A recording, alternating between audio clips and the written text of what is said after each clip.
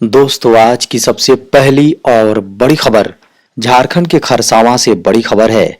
यहां 3 बच्चों के संग कुएं में कूदी महिला। झारखंड के खरसावां में आपसी विवाद के दौरान 3 बच्चों के साथ महिला कुएं में कूद गई।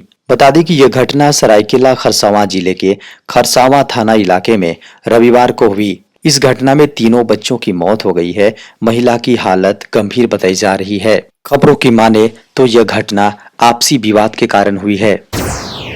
झारखंड के राज्यपाल राधा कृष्णन ने पूरा किया राज्यपाल के रूप में 1 वर्ष का कार्यकाल।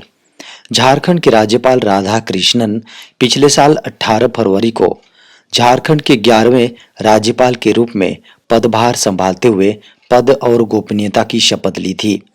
बता दें कि 1 साल के कार्यकाल के दौरान सीपी राधाकृष्णन ने कई सुधारात्मक प्रयास किए। इनसे पहले रमेश बैस झारखंड के राज्यपाल थे।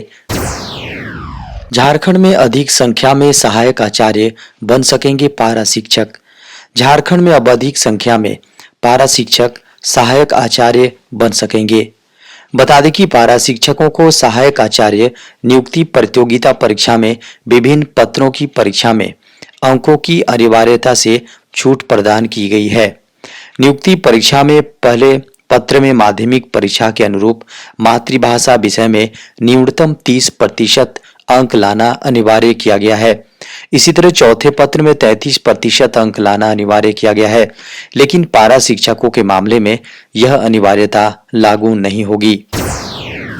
झारखंड के गुमला से बड़ी खबर है। यहां पुलिस ने 8 दोस्तों को देसी कट्टा के साथ किया गिरफ्तार। झारखंड के गुमला से बड़ी खबर है।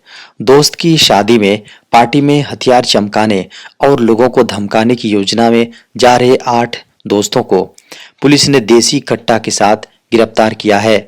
खबरों की माने तो यह घटना शनिवार की रात्रि गुमला पालकोट मार्ग सेमरागंजे पुल के पास एंटी क्राइम वाहन जांच किया जा रहा था। इसी दौरान सफेद रंग का बोलेरो गाड़ी पुल के पास पहुंचा, जिसे रोककर जांच किया गया। चंपई सरकार का बड़ा ऐलान, अब झारखंड में होगा जाति सर्वे। झारखंड सरकार ने बिहार की तर्ज पर जाति आधारित सर्वेक्षण का ऐलान कर दिया है। सरकार ने झारखंड में जाति सर्वे कराने का निर्णय लिया है। उन्होंने जातियों की संख्या को लेकर बड़ी बात कही है। सीएम सोरेन ने एक्स पर पोस्ट कर लिखा कि जिसकी जितनी संख्या अधिक उसकी उतनी हिस्सेदारी। खबरों की माने तो झारखंड के मुख्यमंत्री चंपई सोरेन ने अधिकारियों से जाति आधारित सर्वेक्षण कराने को कहा है। वहीं मंजूरी के लिए कैबिनेट के समक्ष रखा जाएगा। बताया जा रहा है कि झारखंड में जाति सर्वे को लेकर जल्द ही सरकार काम शुरू कर देगी। झारखंड में छात्र कर रहे हैं पेपर लीक कांड को लेकर सीबीआई जांच की मांग। शनिवार को अखिल झारखंड छात्र संघ के आह्वान पर झारखंड के विभिन्न जिलों से आए छात्रों ने मोरहाबादी मैदान से रैली निकाली और नारेबाजी करते हुए राजभवन के समक्ष पहुंचे। प्रदर्शनकारी छात्रों ने कहा कि आयोग उनके भविष्य के साथ खिलवाड़ कर रहा है। दरअसल पेपर लीक कांड में कई बड़े अफसरों की संलिप्तता है। एसआईटी जांच के नाम पर सरकार सिर्फ खानापूर्ति कर रही है, ऐसा ही कुछ कहना है छात्रों का। बड़े स्तर पर साजिश के खुलासे के लिए सीबीआई जैसी एजेंसी से जांच कराई जाए, ये इनकी मांगे हैं। बता दें कि इस मांग को लेकर राजभवन को एक ज्ञापन भी सौंपा गया है। झारखंड में जल्द शुरू होगी मानकी मुंडा छात्रवृत्ति योजना। झारखंड की 4200 छात्राओं को तकनीकी शिक्षा के लिए नामांकन में रुचि बढ़ाने और आर्थिक सहायता के लिए चंपई सोरेन सरकार मानकी मुंडा छात्रवृत्ति योजना शुरू करेगी। बता दें कि सोमवार को उच्च और तकनीकी शिक्षा विभाग के इस प्रस्ताव को हुई कैबिनेट की बैठक में स्वीकृति दी गई है। झारखंड मंत्रालय में आयोजित कैबिनेट की बैठक में कुल 25 प्रस्तावों पर मुहर लगाई गई थी। कल्याण विभाग अंतर्गत संचालित छात्रावासों के निर्माण, संचालन और प्रबंधन के लिए झारखंड में एसटी, एससी, पिछड़ी जाति और अल्पसंख्यक छात्रावास पोषण योजना 2024 की शुरुआत की जाएगी।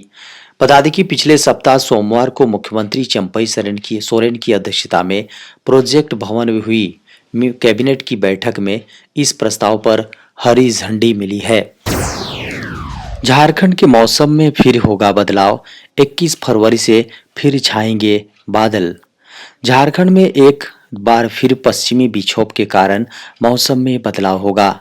21 फरवरी से बादल छाएंगे और झारखंड के उत्तरी इलाकों में कहीं-कहीं हल्के बारिश का पूर्वानुमान है, जबकि झारखंड की राजधानी रांची समेत झारखंड के अन्य हिस्सों में 23 फरवरी को कहीं-कहीं हल्की बारिश का पूर्वानुमान है।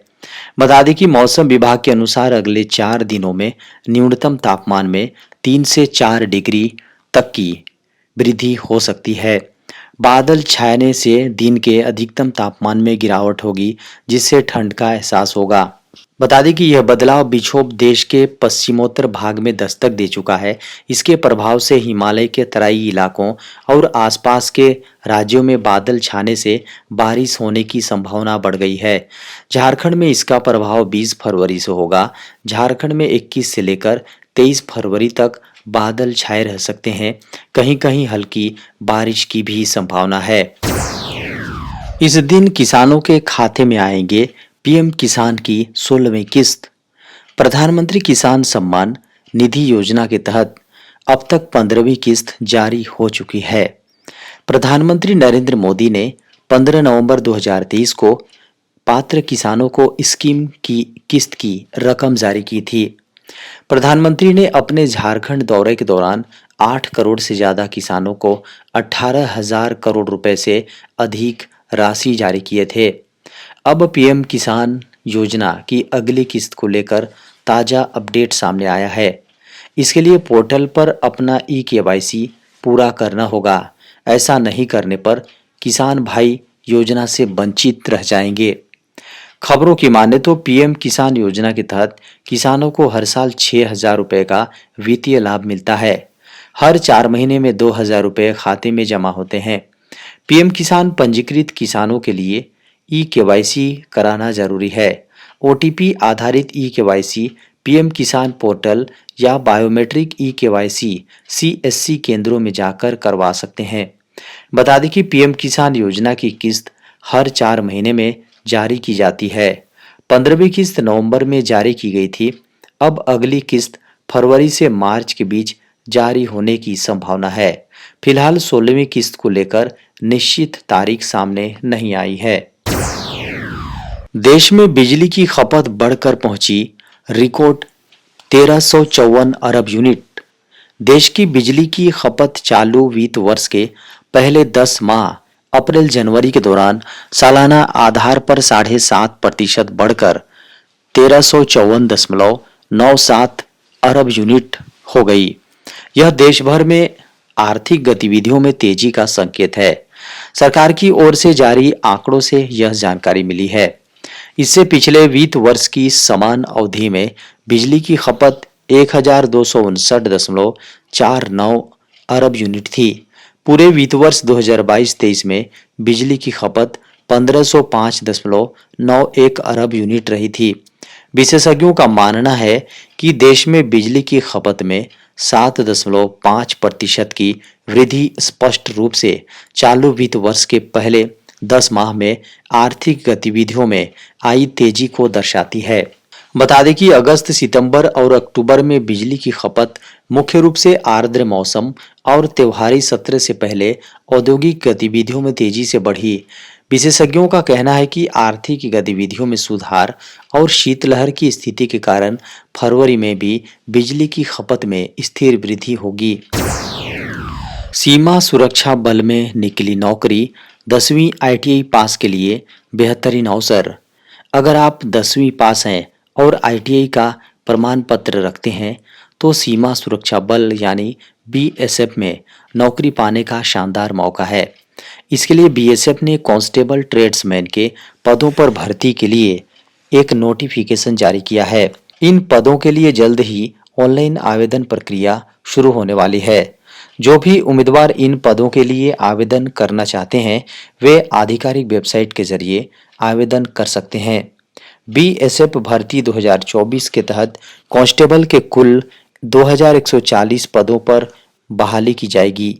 इन पदों के लिए पुरुष और महिला दोनों उम्मीदवार आवेदन कर सकते हैं। उम्मीदवार जो भी इन पदों पर नौकरी पाने की तैयारी में हैं, ऑनलाइन आवेदन फॉर्म भरने के लिए अपने डॉक्यूमेंट्स तैयार रखें। उम्मीदवार जो भी इस बीएसएफ भर्ती के लिए आवेदन करने का मन बना रहे हैं, उनके पास किसी भी मान्यता प्राप्त बोर्ड से कक्षा 10वीं पास होना चाहिए। साथ ही संबंधित ट्रेड में आईटीआई का प्रमाण पत्र होना चाहिए। केंद्र का बड़ा फैसला, प्याज के निर्यात पर लगा प्रतिबंध हटाया।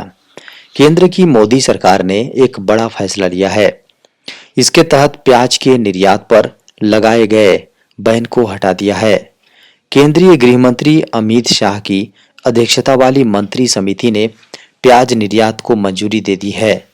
देश में प्याज की बढ़ती कीमतों पर लगाम लगाने के लिए सरकार ने इसके निर्यात पर बैन लगाया था और इसकी डेडलाइन 31 मार्च 2024 तय की थी, लेकिन डेडलाइन खत्म होने से पहले ही इस प्रतिबंध को हटा दिया गया है।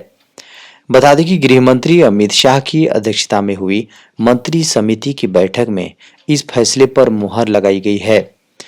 बैन हटाने के पीछे की वजहों का जिक्र करें तो गुजरात और महाराष्ट्र में प्याज के स्टॉक को देखते हुए सरकार की ओर से ये मंजूरी दी गई है।